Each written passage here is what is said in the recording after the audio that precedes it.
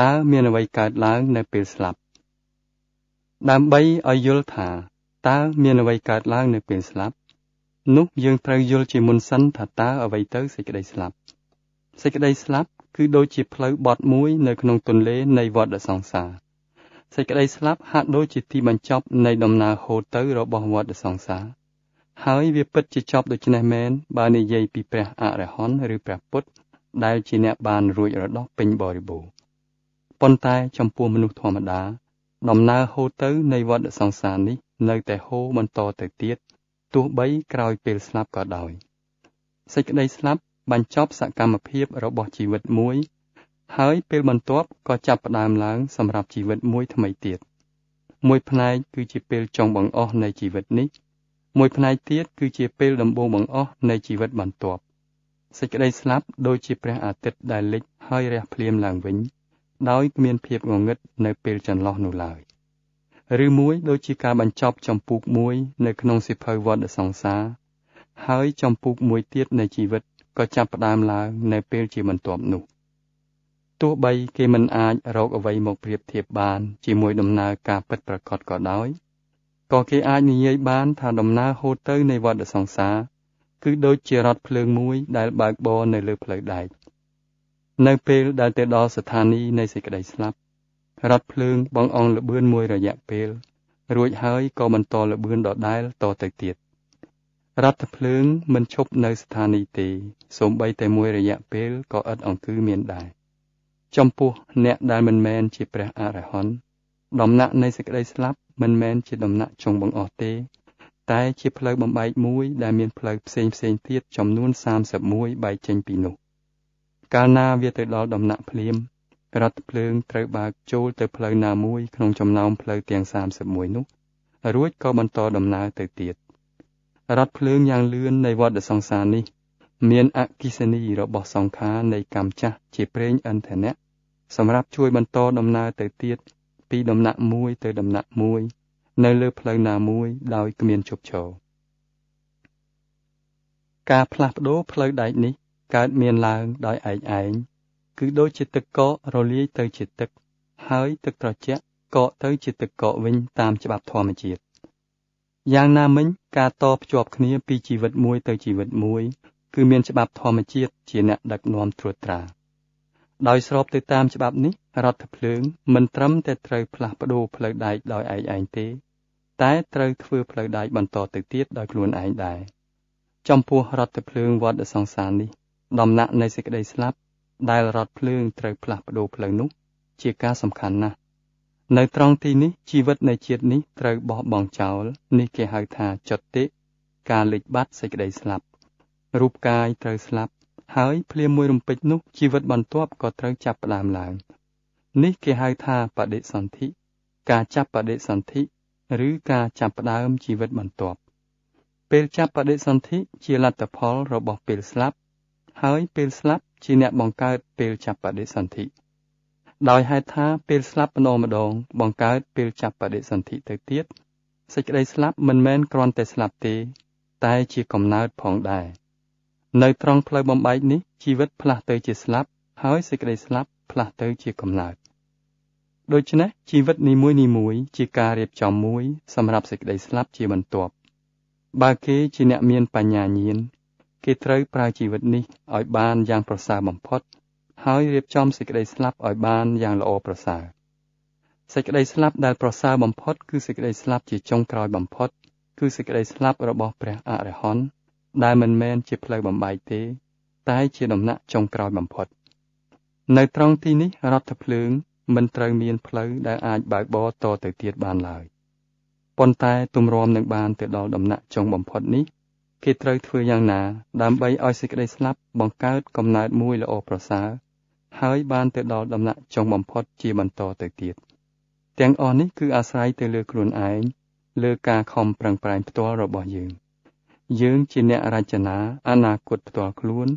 យើងជាអ្នកបង្កើតសុខុមាលភាពឬទុក្ខសោករបស់ខ្លួនយើងហើយជាអ្នកធ្វើការរំដោះរបស់ខ្លួនឯងផងដែរតើយ៉ាងដូចម្តេចបានជាយើងជាអ្នកបង្កើតផ្លូវទាំងឡាយសម្រាប់ទទួលរថភ្លើងនៃវដ្តសង្សារនេះដើម្បីឆ្លើយនឹងសំណួរនេះ យើងត្រូវយល់ថាតើអ្វីទៅជាកម្មឬអំពើកម្មជាចេតនាល្អឬអាក្រក់ចេតនាជាកុសលឬជាអកុសលកើតឡើងនៅក្នុងចិត្តប្រែទៅជាឫសគល់នៃអំពើមួយដោយកាយដោយវាចាឬដោយចិត្តវិញ្ញាណកើតមានឡើងដោយមានការប៉ះនៅទ្វារគ្រឿងវិញ្ញាណរួចហើយសញ្ញាការដឹងការទទួលស្គាល់ឲ្យតម្លៃចំពោះការដែលបានពិសោធន៍ឃើញវេទនាក៏កើតមានឡើងរួចហើយសង្ខារប្រតិកម្មក៏កើតមានតទៅទៀតប្រតិកម្មដោយចេតនានេះមានច្រើនយ៉ាងណាស់ខ្លះមានសភាពដូចជាគំនូសនៅលើទឹកខ្លះមានសភាពដូចជាគំនូសនៅលើខ្សាច់ខ្លះមានសភាពដូចជាគំនូសនៅលើថ្មបើចេតនាជាកុសលអំពើក៏ជាកុសលហើយផលក៏ជាលទ្ធផលល្អមានអត្ថប្រយោជន៍បើចេតនាជាអកុសលអំពើជាអកុសលហើយលទ្ធផលជាលទ្ធផលអាក្រក់ហើយឲ្យផលជាទុក្ខលទ្ធផលទាំងអស់នោះមិនមែនសុទ្ធតែបង្កើតជីវិតថ្មីមួយទេប្រតិកម្មខ្លះដែលសើមិនសូវជ្រៅមិនឲ្យលទ្ធផលអ្វីជាសំខាន់ទេប្រតិកម្មខ្លះដែលធ្ងន់ជាងនេះបន្តិចឲ្យលទ្ធផលនៅក្នុងជាតិនេះវាមិននាំឲ្យលទ្ធផលទៅក្នុងជាតិបន្ទាប់ទេប្រតិកម្មខ្លះទៀតដែលធ្ងន់មែនទែនបន្តដំណើរហូតទៅនៃជីវិតរហូតទៅដល់ជាតិជាបន្ទាប់ប៉ុន្តែវាមិនផ្ដល់កំណើតថ្មីទៀតទេវាអាចបន្តការបង្កើនចំនួននៅក្នុងជាតិនេះនិងជាតិជាបន្ទាប់ប៉ុន្តែកម្មជាច្រើនជាកម្មដែលនាំឲ្យកំណើតជីវិតមួយថ្មីទៀតកម្មទាំងនោះគេហៅថាភវកម្មឬភវសង្ខារគឺកម្មដែលនឹងឲ្យកំណើតឲ្យជីវិតមួយថ្មីទៀតភវសង្ខារនីមួយនាំឲ្យមានដំណើរនៃវដ្តសង្សារហើយមានកម្លាំងមាញេទិកដែលភ្ជាប់ធម្មធាតុនៃឋានពិសេសមួយធម្មធាតុនៃភវកម្មពិសេសត្រូវចូលទៅរួមជាមួយធម្មធាតុនៃភវលោកដែលមានធម្មពលដូចគ្នាហើយធម្មធាតុទាំងពីរនេះនឹងប្រទាក់ប្រទាញគ្នាស្រូបទៅតាមច្បាប់សកលនៃធម្មជាតិរបស់កម្លាំងកម្មដរាបណាភវកម្មមួយកើតឡើងភ្លាមដរាបនោះរដ្ឋភ្លើងវដ្តសង្សារនឹងត្រូវទាញស្រូបចូលទៅក្នុងផ្លូវណាមួយក្នុងចំណោមផ្លូវទាំង31នៅដំណាក់នៃសេចក្តីស្លាប់តាមការជាក់ស្ដែងផ្លូវទាំង31នេះគឺជាឋានទាំង31ដែលមានឋានកាមលោក11ជាន់គឺឋានថោកទាប4ប្រែតនរកដេរេឆានអសុរកាយឋានមនុស្សលោក1ឋានទេវលោក6ឋានព្រហ្ម20ជាន់គឺរូបព្រហ្ម16និងអរូបព្រហ្ម4នៅពេលចុងក្រោយនៃជាតិនេះភវសង្ខារពិសេសមួយកើតមានឡើងសង្ខារនេះអាចនឹងឲ្យកំណើតមួយថ្មីនិងមានទំនាក់ទំនងជាមួយធម្មធាតុនៃឋានដែលជាសម្ព័ន្ធគ្នានៅពេលស្លាប់ឋានទាំង31ត្រូវបើកចំហសង្ខារដែលលេចចេញមកជាអ្នកសម្រេចអំពីផ្លូវដែលរដ្ឋភ្លើងនៃជាតិជាបន្ទាប់ត្រូវប្រកាន់យកតាមរបៀបដូចគ្នានេះដែរកាលណារដ្ឋភ្លើងបើកចូលទៅក្នុងផ្លូវថ្មីមួយកម្លាំងប្រតិកម្មរបស់ភវកម្មនឹងរុញដំណើរហូតទៅនៃវិញ្ញាណឲ្យចូលទៅក្នុងជាតិជាបន្ទាប់ឧទាហរណ៍ភវកម្មនៃកំហឹងឬការព្យាបាទដែលមានធម្មជាតិនៃកម្ដៅនិងភាពអន្ទះអន្ទែងត្រូវរួមបញ្ចូលជាមួយឋានថោកទាបណាមួយដូចគ្នានេះដែរអ្នកដែលមានធម្មធាតុនៃមេត្តាករុណាដែលមានធម្មធាតុនៃសន្តិភាពនិងភាពត្រជាក់អាចរួមបញ្ចូលបានតែជាមួយព្រហ្មលោកតែប៉ុណ្ណោះនេះជាច្បាប់ធម្មជាតិហើយច្បាប់នេះត្រឹមត្រូវមានរបៀបរៀបរយហើយប្រព្រឹត្តទៅឥតខ្ចោះជាការពិតមែនហើយគេត្រូវយល់ថាឥតមានអ្នកជិះនៅក្នុងរថភ្លើងក្រៅអំពីកម្លាំងនៃគំនោសង្ខារទេតាមធម្មតានៅពេលស្លាប់សង្ខារខ្លាំងខ្លះនឹងលេចចេញមកវាអាចមានធម្មជាតិជាកុសលឬជាអកុសលឧទាហរណ៍បើនរណាម្នាក់បានសម្លាប់ឪពុកឬម្ដាយឬបានសម្លាប់អរិយបុគ្គលណាមួយអង្គនោះរឿងនេះនឹងលេចចេញមកនៅពេលស្លាប់ដូចគ្នានេះដែរបើនរណាម្នាក់បានបដិបត្តិវិធីកម្មដ្ឋានយ៉ាងជ្រៅនោះសភាពចិត្តនេះនឹងលេចចេញមកនៅពេលនោះដែរកាលណាគ្មានភវកម្មខ្លាំងបែបនេះលេចចេញមកទេនោះកម្មដែលមានកម្លាំងតិចជាងនេះនឹងលេចចេញមកបើចិត្តនឹកឃើញបែបណាវានឹងបញ្ចេញខ្លួនឲ្យឃើញជាកម្មបែបនោះឧទាហរណ៍គេអាចនឹកឃើញអំណោយទានជាចង្ហាន់បណ្ឌបាត ដែលគេបានធ្វើចំពោះអរិយបុគ្គលណាមួយអង្គឬឃាតកម្មណាមួយដែលគេបានធ្វើការនឹកឃើញកម្មចាស់បែបនេះអាចនឹងលេចចេញមកពំនុសោតរបស់ដែលតាក់ទងនឹងកម្មពិសេសនេះអាចនឹងលេចចេញមកគេអាចមើលឃើញបាយមួយចានពេញដែលគេបានឲ្យជាទានឬគេអាចមើលឃើញកម្មភ្លើងដែលគេបានប្រើដើម្បីសម្លាប់អ្នកដទៃនេះគេហៅថាកម្មនិមិត្តគឺសញ្ញារបស់កម្មឬជួនកាលសញ្ញាឬនិមិត្តរូបនៃជាតិជាបន្ទាប់អាចលេចចេញមកនេះគេហៅថាគតិនិមិត្តគឺសញ្ញានៃសេចក្តីស្លាប់និមិត្តនេះស្របគ្នានឹងភវលោកដែលដំណើរហូតទៅដើរឆ្ពោះទៅរកវាអាចជារឿងនៅក្នុងទេវលោកឬនៅក្នុងសត្វលោកផងដែរមនុស្សដែលចិត្តស្លាប់នឹងពិសោធន៍ឃើញសញ្ញាមួយជាការព្រមានជាមុនដូចជាភ្លើងចង្គៀងរបស់រថភ្លើងដែលបំភ្លឺផ្លូវនៅខាងមុខធម្មធាតុនៃនិមិត្តទាំងនេះគឺដូចគ្នាសុទ្ធសាធនឹងធម្មធាតុរបស់ឋាននៃជាតិជាបន្ទាប់អ្នកចម្រើនវិបស្សនាល្អមានលទ្ធភាពអាចជៀសវាងផ្លូវដែលនាំទៅរកឋានថោកទាបបានគេស្គាល់ច្បាប់ធម្មជាតិយ៉ាងច្បាស់ហើយហាត់វឹកវើដើម្បីប្រឈមមុខនឹងសេចក្តីស្លាប់បានគ្រប់វេលាកាលណាគេមានអាយុកាន់តែច្រើនគេរឹតតែត្រូវការរៀបចំខ្លួនគេឲ្យកាន់តែខ្លាំងថែមទៀតដើម្បីឲ្យមានសតិដឹងគ្រប់វេលាតើគេត្រូវរៀបចំខ្លួនយ៉ាងដូចម្តេចគេត្រូវបដិបត្តិបច្ចេកទេសវិបស្សនាដោយស្ថិតនៅជាឧបេក្ខាចំពោះវេទនាទាំងឡាយដែលលេចចេញមកនៅលើកាយហើយតាមរបៀបនេះគេវាយបំបាក់ផ្នត់ទម្លាប់ដែលចេះតែធ្វើប្រតិកម្មទៅរកវេទនាទាំងនោះធ្វើយ៉ាងនេះចិត្តដែលធ្លាប់តែបង្កបង្កើតសង្ខារអកុសលថ្មីនឹងមានទម្លាប់ថ្មីដោយស្ថិតនៅជាឧបេក្ខានៅពេលចិត្តស្លាប់គេត្រូវពិសោធន៍ឃើញវេទនាឈឺចុកចាប់យ៉ាងខ្លាំងចរាភយធិមរណៈគឺជាទុក្ខវាបង្កើតវេទនាឈឺចុកចាប់យ៉ាងក្រោតក្រៀតបើគេមិនបានហាត់វឹកវើឲ្យចេះពិនិត្យមើលវាដោយឧបេក្ខាទេនោះគេនឹងធ្វើប្រតិកម្មជាកំហឹង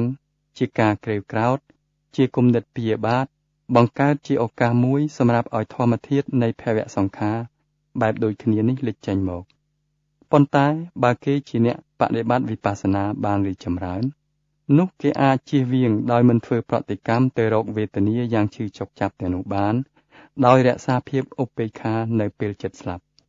នៅពេលនោះសូម្បីតែសង្ខារដែលមានទំនាក់ទំនងទៅនឹងភវសង្ខារដែលដេកសំងំយ៉ាងជ្រៅនៅក្នុងភវង្គចិត្តក៏គ្មានឱកាសនឹងលេចចេញមកទេមនុស្សធម្មតាច្រើនតែមានការព្រួយបារម្ភមានការភ័យខ្លាចយ៉ាងខ្លាំងថែមទៀតផងនៅពេលចិត្តស្លាប់នេះជាឱកាសមួយដែលធ្វើឲ្យភវសង្ខារនៃការភ័យខ្លាចឡើងមកផ្ទៃខាងលើតាមរបៀបដូចគ្នានេះដែរការយំសោកខ្សឹកខ្សួលសេចក្តីទុក្ខព្រួយដែលបណ្ដាលមកពីការនឹកឃើញដល់ការព្រាត់ប្រាសពីអ្នកដែលជាទីស្រឡាញ់អាចនឹងកើតមានឡើងរួចហើយសង្ខារដែលតាក់ទងនឹងរឿងនេះក៏លេចចេញមកហើយគ្របសង្កត់ទៅលើចិត្តចំពោះអ្នកបដិបត្តិវិបស្សនាល្អដោយសារការពិនិត្យមើលវេទនារបស់គេដោយឧបេក្ខាគេនឹងធ្វើឲ្យសង្ខារទាំងនោះទន់ខ្សោយហើយមិនអាចនឹងឡើងមកផ្ទៃខាងលើបានឡើយនៅពេលដែលគេស្លាប់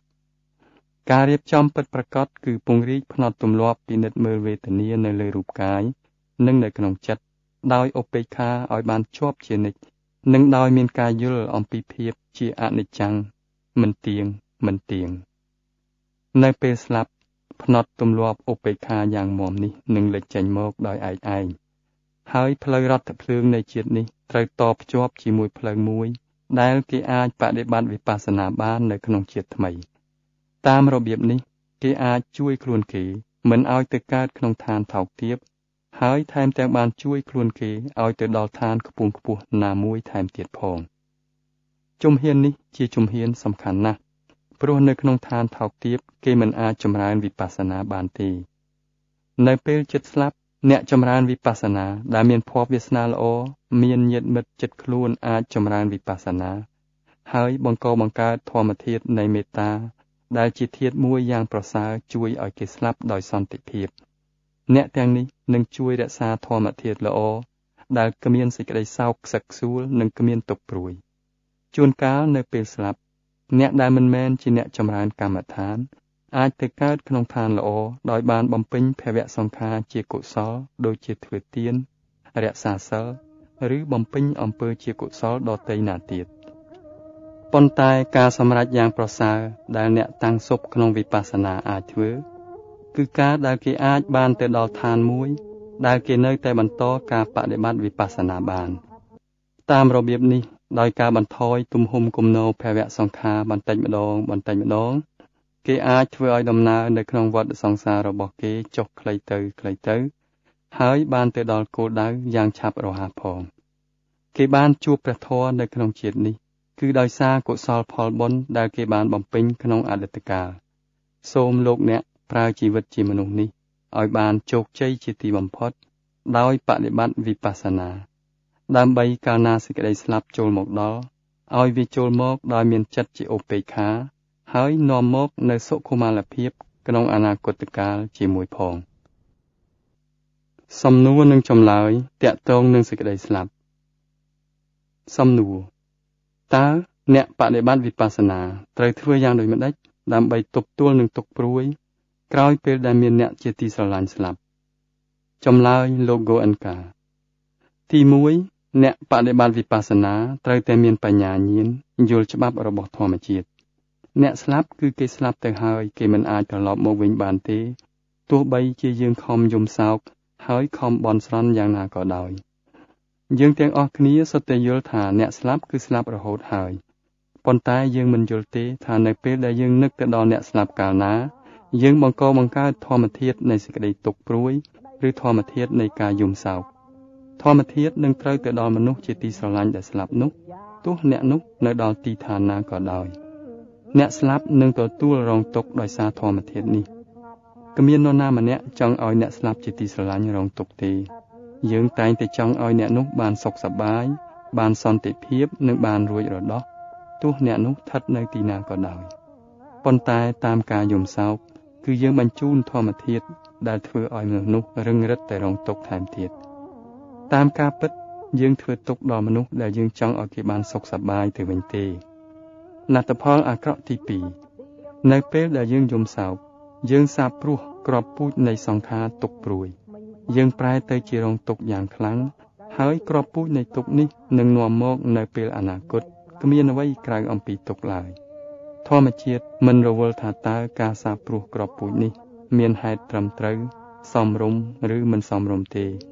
បើក្របពូជជាទុក្ខនោះវាត្រូវតែនាំទុក្ខមកឲ្យនៅទីបំផុតយើងបង្កើតផ្នត់ទម្លាប់មួយនៅក្នុងចិត្តហើយដោយយើងជួយឧបត្ថម្ភវាយើងក៏ប្រែទៅជារងទុក្ខកាន់តែខ្លាំងឡើងផ្នត់ទម្លាប់នេះនឹងនាំមកនៅទុក្ខយ៉ាងធំតទៅអនាគតផងដែរយើងបានចាប់ផ្ដើមធ្វើទុក្ខដល់ខ្លួនយើងដោយបានបង្កើតក្របពូជនៃសេចក្តីទុក្ខលទ្ធផលអាក្រក់ទី3វេទនាជាទុក្ខដែលយើងបានបង្កើតនេះនឹងជ្រួតជ្រាបចូលទៅក្នុងបរិយាកាសនៅជុំវិញខ្លួនយើងអ្នកណាម្នាក់នៅជិតខ្លួនយើងនឹងប្រែទៅជាមិនសប្បាយដោយសារតែវេទនាជាទុក្ខរបស់យើងបានចាប់ផ្ដើមធ្វើទុក្ខដល់ខ្លួនឯងធ្វើទុក្ខដល់អ្នកជិតស្និទ្ធនិងជាទីស្រឡាញ់របស់យើងដែលនៅរស់ហើយធ្វើទុក្ខដល់អ្នកជិតស្និទ្ធនិងជាទីស្រឡាញ់របស់យើងដែលស្លាប់ទៅហើយថែមទៀតផងដូច្នេះឃើញថាអំពើរបស់យើងផ្ដល់ទុក្ខតាមរបៀប3យ៉ាងនេះមនុស្សដែលមានបញ្ញាញាណសង្កេតឃើញថាកាលណាគេនឹកទៅដល់សេចក្តីស្លាប់សេចក្តីទុក្ខអាចនឹងកើតមានឡើងតែភ្លាមមួយរំពេចនោះគេខំធ្វើចិត្តគេឲ្យស្ងប់ហើយតាំងបង្កើតធម្មធាតុនៃមេត្តាករុណាធម្មធាតុដែលពោពេញទៅដោយសុភមង្គលដោយសន្តិភាពនិងដោយសុខដុមរមនាធម្មធាតុនេះនឹងបានទៅដល់អ្នកស្លាប់នាំឲ្យអ្នកនេះមានសន្តិភាពកាន់តែច្រើនថែមទៀតការបដិបត្តិចម្រើនមេត្តានេះបង្កើតសង្ខារនៃសន្តិភាពនិងសុខដុមរមនាហើយនាំសន្តិភាពនិងសុខដុមរមនានេះទៅឲ្យអ្នកស្លាប់ម្យ៉ាងទៀតធម្មធាតុនៃមេត្តានឹងជ្រួតជ្រាបទៅក្នុងបរិយាកាសនាំឲ្យបរិយាកាសមានភាពសុខដុមរមនាផងដែរដូច្នេះអត្ថប្រយោជន៍បានកើតមានឡើងតាមរយៈព្រះធម៌ចំនួន3យ៉ាងដូចមានរៀបរាប់ខាងលើនេះមរណភាពក្នុងគន្លងធម៌របស់ម្ដាយលោក Goenka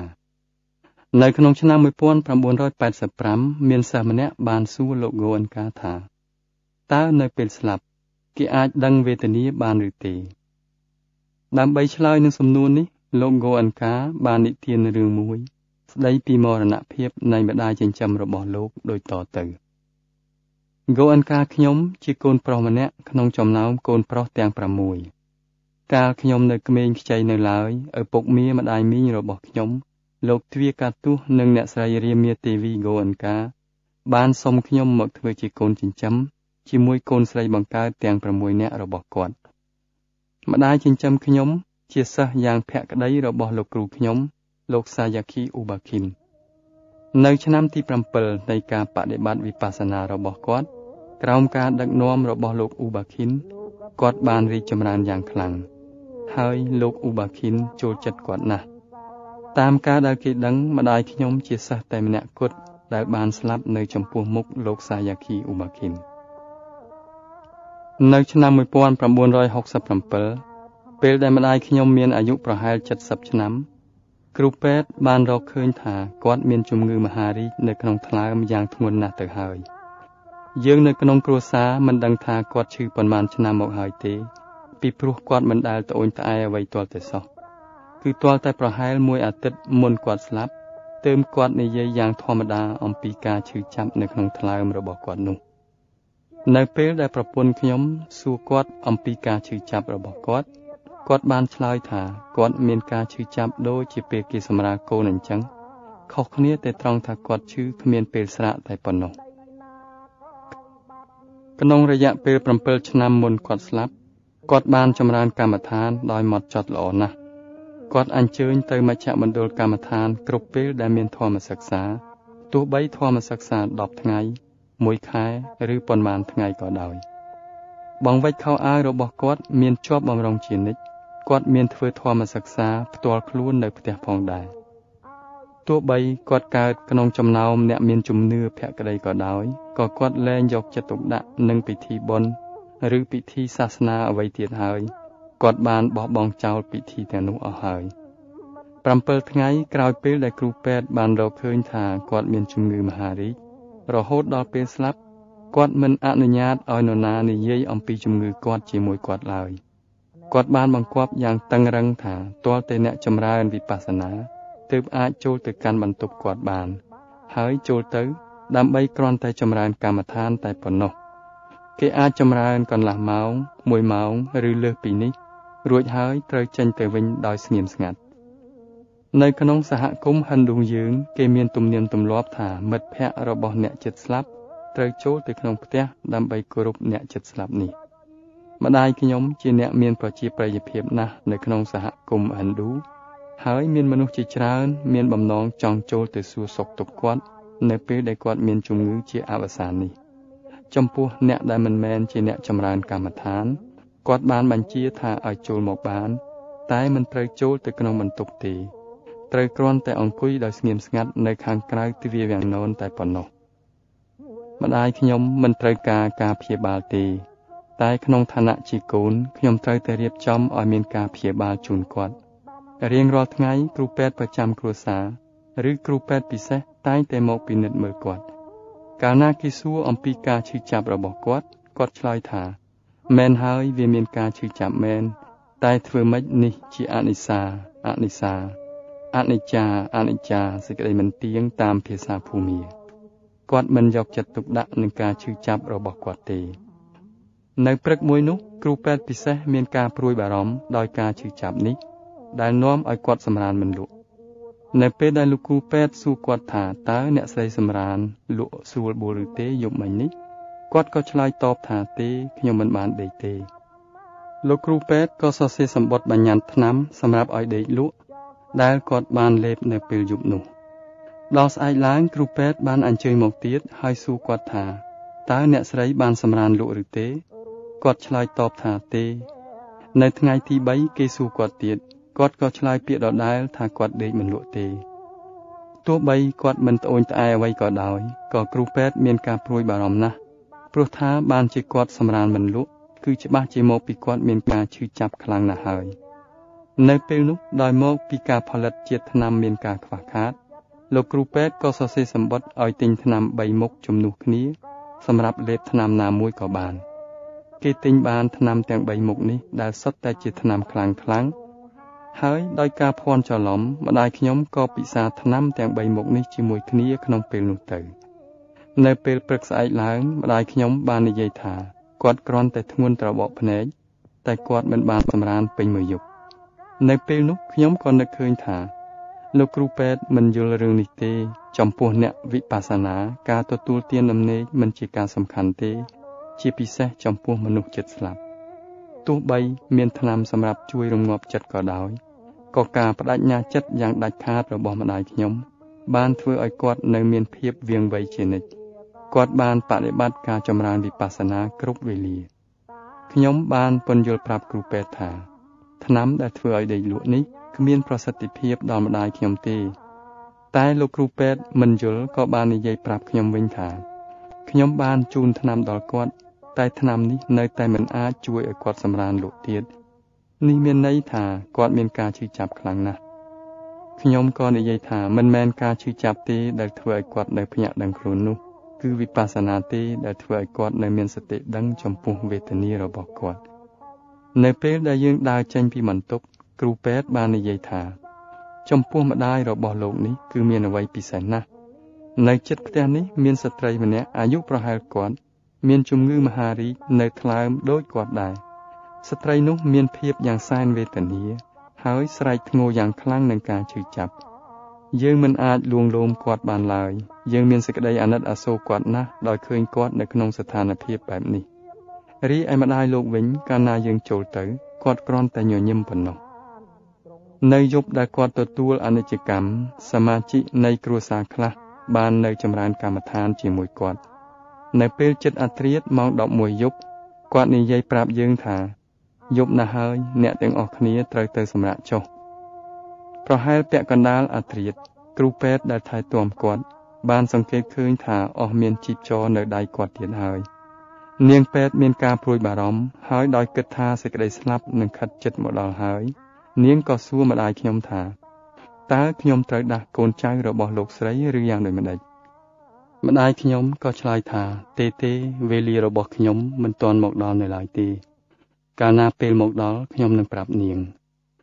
ដល់ម៉ោង3ទៀបភ្លឺគាត់ក៏ប្រាប់គិលានុបដ្ឋាយិកាថាឥឡូវនេះដល់ពេលហើយចូលដាស់ក្រុមគ្រួសារឲ្យចូលមកចុះខ្ញុំត្រូវស្លាប់នៅពេលឥឡូវនេះហើយដោយហេតុនេះយើងទាំងអស់គ្នាក៏បានភ្ញាក់ពីដំណេកយើងបានចូលទៅហើយបានសង្កេតឃើញថានៅកន្លែងជាច្រើននៃរូបកាយរបស់គាត់អស់មានជីពចរទៅហើយយើងបានវាយទូរស័ព្ទទៅលោកសាយគីនិងលោកគ្រូពេទ្យប្រចាំគ្រួសារលោកទាំងពីរក៏បានអញ្ជើញមកយ៉ាងរស់រាន់នៅពេលមកដល់គ្រូពេទ្យក៏បាននិយាយថាម្ដាយខ្ញុំនៅសល់តែ 2-3 នាទីប៉ុណ្ណោះទៀតទេលោកសាយគីបានមកដល់ក្រោយនោះបន្តិចម្ដាយខ្ញុំនៅសម្រានទោះបីអស់មានជីពចរនៅដៃគាត់ដូចជាមនុស្សស្លាប់ទៅហើយក៏ដោយក៏នៅពេលដែលគាត់ក៏លេចឃើញលោកគ្រូរបស់គាត់ភ្លាមគាត់នៅមានកម្លាំងលើកដៃរបស់គាត់មកផ្អោបគ្នាគោរពលោកសាយគីប្រហែល5នាទីមុនគាត់ស្លាប់គាត់បានសម្លឹងមើលមុខខ្ញុំហើយនិយាយថាគាត់ចង់អង្គុយភាវនាធម៌ខ្ញុំក៏លេចមើលទៅលោកគ្រូពេទ្យក៏និយាយថាទេមិនបានទេនៅតែ 2-3 នាទីទៀតគាត់នឹងផុតជីវិតហើយសូមទុកឲ្យគាត់អនិច្ចកម្មដោយស្ងប់ស្ងៀមទៅចុះបើលោកលើគាត់មុខតែនឹងមានការឈឺចាប់ខ្លាំងណាស់ឥឡូវនេះគាត់មានការឈឺចាប់ខ្លាំងណាស់ទៅហើយសូមទុកគាត់ត្រឹមនឹងចុះម្ដាយខ្ញុំបានឮលោកគ្រូពេទ្យដែរតែគាត់នៅតែនិយាយប្រាប់ខ្ញុំថាទេសូមជួយលើកគាត់ឲ្យអង្គុយភាវនាផងគូអង្ការខ្ញុំគិតថានេះជាសេចក្តីប្រាថ្នាចុងក្រោយបំផុតរបស់គាត់មិនរវល់នឹងការឈឺចាប់ទេពាក្យដែលលោកគ្រូពេទ្យនិយាយទៅនោះមិនជាការសំខាន់ទេខ្ញុំត្រូវតែជួយគាត់ឲ្យអង្គុយភាវនាគិតដូច្នោះហើយខ្ញុំក៏យកខ្នើយមកកល់ខ្នងគាត់ហើយគាត់ក៏ខំប្រឹងអង្គុយតាមឥរិយាបថអ្នកចម្រើនកម្មដ្ឋានដោយពេនភ្នែនហើយងាកមើលមកយើងទាំងអស់គ្នាខ្ញុំបានសួរទៅគាត់ថាម៉ែតើម៉ែពិសោធន៍ឃើញវេទនាទេតើម៉ែពិសោធន៍ឃើញអនិច្ចាឬទេគាត់យកដៃទៅស្ទាបក្បាលហើយឆ្លើយថាមែនហើយអនិច្ចាគាត់ញញឹមហើយប្រហែលកន្លះនាទីក្រោយមកគាត់ក៏ផុតជីវិតទៅនៅពេលរស់គាត់មានរស្មីពន្លឺនៅមុខគាត់ ឥឡូវនេះនៅពេលស្លាប់គាត់ក៏នៅតែមានពន្លឺរស្មីនៅលើមុខរបស់គាត់ដែររស់និងស្លាប់នៅក្នុងគន្លងធម៌នៅដើមខែមេសា1995ស្រាប់តែអ្នកស្រីវិមីលាហ្គោអិនកាប្អូនថ្លៃរបស់លោកហ្គោអិនកាបានទទួលមរណភាពក្នុងជន្មាយុ52ឆ្នាំលោកហ្គោអិនកាបានសរសេរអត្ថបទមួយអធិប្បាយអំពីជីវិតរស់នៅនិងសេចក្តីស្លាប់ក្នុងធម៌របស់អ្នកស្រីវិមីលាសម្រាប់ចុះផ្សាយក្នុងប្រតិបត្តិភាសាហិណ្ឌីតទៅនេះជាសេចក្តីប្រែសម្រួលបំព្រួញពីភាសាអង់គ្លេសចុះផ្សាយក្នុងប្រតិបត្តិវិបស្សនាក្បាលទី24លេខ2សិសិរៈរដូវ1997កាលនាងមានអាយុ19ឆ្នាំវិមីលាបានមករួមរស់ក្នុងគ្រួសាររបស់យើងជាលើកដំបូងក្នុងឋានៈជាប្រពន្ធរបស់ប្អូនប្រុសខ្ញុំឈ្មោះរ៉ាធេស្យាមគឺនៅក្នុងឆ្នាំ1961ពេលដែលយើងរស់នៅក្នុងទីក្រុងរ៉ង់ហ្គូនប្រទេសភូមានៅពេលនោះគ្រួសារយើងទាំងមូលបានចូលសុខក្នុងការបដិបត្តិវិបស្សនាកម្មដ្ឋានក្រោមការដឹកនាំដោយករុណានៃលោកគ្រូអាចារ្យរបស់ខ្ញុំលោកសាយ៉ាគីអ៊ូបាឃីនវិមីលាមានកំណើតនៅក្នុងគ្រួសារអ្នកចេះដឹងនៅក្នុងទីក្រុងកាល់គូតាហើយចំពោះនាងវិបស្សនាកម្មដ្ឋានជារបស់មួយថ្មីតែក្នុងរយៈពេល 2-3 ខែប៉ុណ្ណោះនាងក៏បានសម្រេចចិត្តសាកល្បងបដិបត្តិវិបស្សនាកម្មដ្ឋានតាំងតែពីធម្មសិក្សាលើកទី1ម្លេះនាងពេញចិត្តនឹងទទួលយកការបដិបត្តិនេះហើយបានចាប់ផ្ដើមហែលក្នុងទន្លេគង្គាព្រះធម៌ដូចជាត្រីមួយនៅក្នុងទឹកវិមីលាមានសញ្ញាបត្រខាងវិទ្យាសាស្ត្រហើយការរៀនបដិបត្តិវិបស្សនាដោយរុករកពិនិត្យមើលបានតាក់ទាញប្រាជ្ញាឆ្លៀសវៃរបស់នាងបានចូលរួមក្នុងធម្មសិក្សា10ថ្ងៃក្រោមការដឹកនាំរបស់លោកគ្រូធម្មអាចារ្យអ៊ូបាឃីនជាច្រើនដងហើយលោកគ្រូពេញចិត្តយ៉ាងខ្លាំងចំពោះការរីកចម្រើនរបស់នាងពេលព្រឹកនិងល្ងាចនាងចម្រើនកម្មដ្ឋាននៅផ្ទះជាមួយក្រុមគ្រួសារហើយនៅថ្ងៃអាទិត្យនាងបានចូលរួមជាមួយយើងទាំងអស់គ្នាដើម្បីចម្រើនកម្មដ្ឋានជាមួយលោកគ្រូធម្មអាចារ្យនៅមជ្ឈមណ្ឌលរបស់លោកនៅដើមឆ្នាំ1965ដោយមកអំពីមានការផ្លាស់ប្ដូររបបនយោបាយនៅប្រទេសភូមារ៉ាធេស្យាមនិងវិមីលាក៏បានវិលត្រឡប់ទៅប្រទេសឥណ្ឌាវិញនាសម័យនោះគ្មានសមាជិកណាម្នាក់នៃគ្រួសារធំទូលាយរបស់យើងបានបដិបត្តិវិបស្សនាកម្មដ្ឋានទេសូម្បីតែបច្ចេកទេសវិបស្សនាកម្មដ្ឋានក៏គ្មាននៅប្រទេសឥណ្ឌានេះផងក៏ប៉ុន្តែរ៉ាធេស្យាមនិងវិមីលាបានរក្សាការបដិបត្តិរបស់គេរៀងរាល់ថ្ងៃទុករហូតបើគេត្រូវការបំភ្លឺអំពីបច្ចេកទេសគេបានទទួលការបំភ្លឺនេះតាមការតាក់ទងសម្បត្តិជាមួយទីក្រុងរ៉ង់ហ្គូននៅខែមិថុនាឆ្នាំ1969ខ្ញុំបានវិលត្រឡប់ទៅប្រទេសឥណ្ឌាវិញដោយនាំយករតនៈនៃវិបស្សនាកម្មដ្ឋានត្រឡប់ទៅប្រទេសដើមកំណើតវិញធម្មសិក្សាជាលើកដំបូងនៅប្រទេសឥណ្ឌាត្រូវបានរៀបចំឡើងដោយជំនួយពីក្រុមគ្រួសារដែលមានជំនឿសុខក្នុងវិបស្សនាកម្មដ្ឋាននិងសហការីខ្ញុំមួយចំនួនមកពីប្រទេសភូមាដែលវិលត្រឡប់ទៅប្រទេសឥណ្ឌាមុនខ្ញុំបន្ទាប់ពីធម្មសិក្សាលើកទី2នៅទីក្រុងម៉ាដ្រាសខ្ញុំបានវិលត្រឡប់ទៅនៅជាមួយរ៉ាធេស្យាមនិងវិមីលានៅស្រុកតាដេប៉ាលីគូដំខ្ញុំបានគិតថាកាលណាវីសា3ខែរបស់ខ្ញុំផុតកំណត់ខ្ញុំនឹងវិលត្រឡប់ទៅប្រទេសភូមាវិញប៉ុន្តែខ្ញុំនៅតែនឹកឃើញជានិច្ចនៅពាក្យសម្ដីរបស់លោកគ្រូអ៊ូបាឃីនថា25សតវត្សបានកន្លងផុតទៅហើយពេលនៃការរស់រានមានជីវិតឡើងវិញនៃវិបស្សនាកម្មដ្ឋានបានមកដល់ហើយឥឡូវនេះនៅប្រទេសឥណ្ឌាមានមនុស្សប្រកបដោយបារមីជាច្រើននឹងជួយគាំទ្រអ្នកក្នុងការបំពេញកិច្ចការវិបស្សនាវិមីលានិងរ៉ាធេស្យាមបានយល់យ៉ាងច្បាស់ថាខ្ញុំគួរតែបោះបង់ចោលនៅគំនិតដែលប្រុងត្រឡប់ទៅប្រទេសភូមាវិញវិមីលាជឿជាក់ថាជំនឿរបស់លោកគ្រូបាឃីនអំពីការរស់រានមានជីវិតឡើងវិញនៃវិបស្សនាកម្មដ្ឋាននឹងបានសម្រេចឥឡូវនេះបញ្ហាស្មុគស្មាញបានកើតឡើងអំពីរឿងរៀបចំធម្មសិក្សាទី3នៅសារនាតដែលជាបូជនីយដ្ឋានមួយដែលព្រះពុទ្ធគោតមបានត្រាស់សម្ដែងធម្មទេសនាលើកទី1គឺធម្មចក្រកប្បវត្តនសូត្រលោកគ្រូបាឃិនមានបំណងយ៉ាងខ្លាំងចង់ឲ្យធ្វើធម្មសិក្សាមួយនៅទីនោះក្នុងធម្មសិក្សា2ដងលើកមុនប្រាក់ចំណាយទាំងប៉ុន្មានត្រូវបានខរិយវាសទាំងឡាយទទួលរ៉ាប់រង រីឯធម្មសិក្សានៅសារនាតរៀបចំឡើងជាអាចសម្រាប់បព្វជិតទាំងឡាយប្រាក់អំណោយទានគ្រប់គ្រាន់សម្រាប់រៀបចំធម្មសិក្សានេះមិនអាចសុំឲ្យបព្វជិតចេញបានទេខ្ញុំក៏មិនអាចសុំឲ្យគ្រួសារទទួលរ៉ាប់រងចំណាយថែមទៀតបានដែរពីព្រោះថ្មីបើគេមិនមែនជាអ្នកចម្រើនកម្មដ្ឋានក៏ដោយតែគេមានចិត្តសប្បុរសចំណាយប្រាក់ចេញថ្លៃធ្វើដំណើរនិងការស្នាក់អាស្រ័យសពគ្រប់របស់ខ្ញុំរួចហើយខ្ញុំបានចាប់ផ្ដើមគិតថាមិនគួររៀបចំធម្មសិក្សានៅសារនាតទេ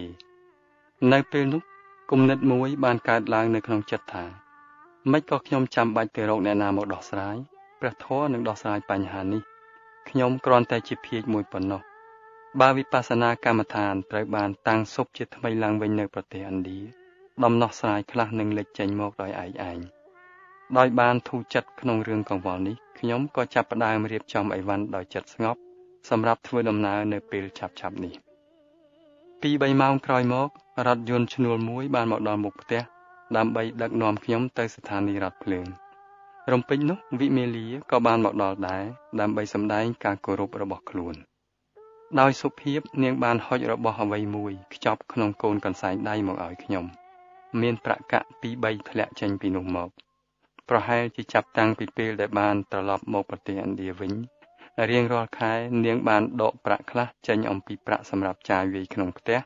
សម្រាប់សន្សំទុកនាងបានដាក់ប្រាក់ដែលនាងបានសន្សំទាំងអស់នៅក្នុងកូនកញ្ចប់កន្សែងដៃនេះនាងបាននិយាយដោយរីករាយនឹងយ៉ាងខ្លាំងថា